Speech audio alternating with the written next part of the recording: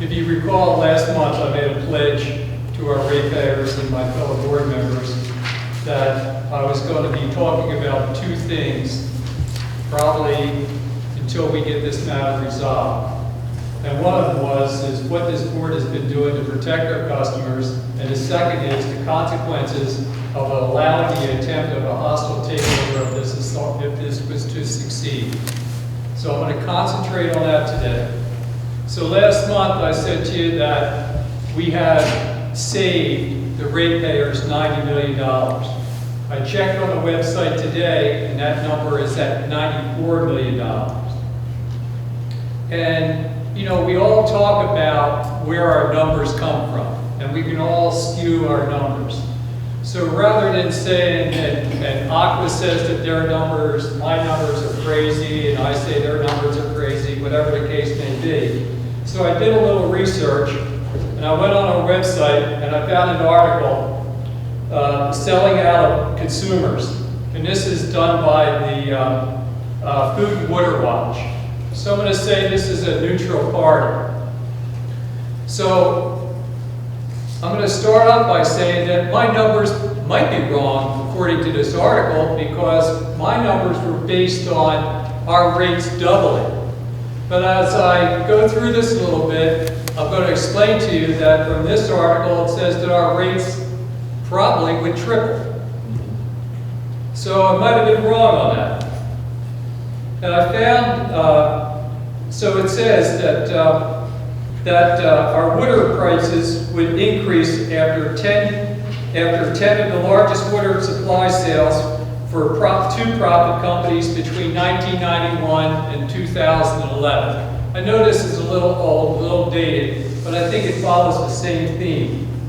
Out of the 10, I'm just concentrating on 4 of those because these 4 were all purchased by Aqua.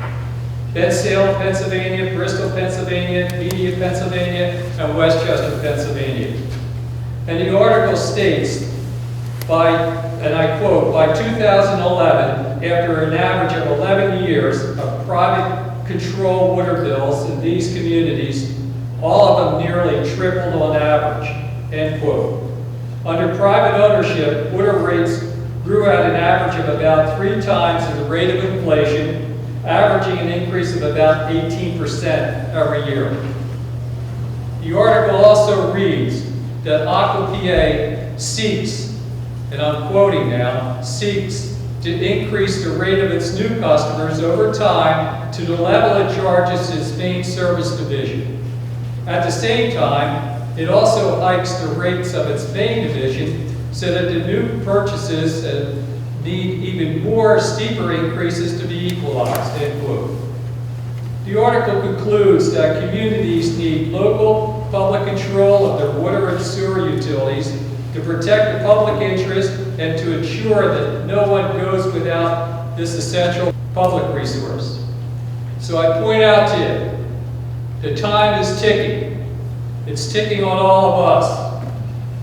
And the voice of the ratepayers need to be heard. The question is, why should CWA be sold to Chester City, too many Chesters in here, so that we can provide the city with cash? I don't favor selling the authority to provide Delaware County with cash. Delaware County, Chester County, nor the city of Chester ever put any cash into the Chester Water Authority from its conception. When the Chester Water Authority was developed, it was done through a bond issue. The ratepayers paid that bond issue. So none of the authorities that we have, none of the municipalities that we're talking about, the 2 counties in the city, ever put any skin in the game. So what does that mean? It means that all the assets belong to the ratepayers, not to any of the governing parties. The ratepayers need to let their local governing bodies know. They need to let the county know. They need to let their state representatives and their senators know. And they need to let the governor know. And they need to do it now, before our terms on this board run out. We have new board members in here. or the politicians in Harrisburg have an opportunity to change the rules on how our authority is run. Remember, the time is ticking. We need to act as ratepayers. Thank you.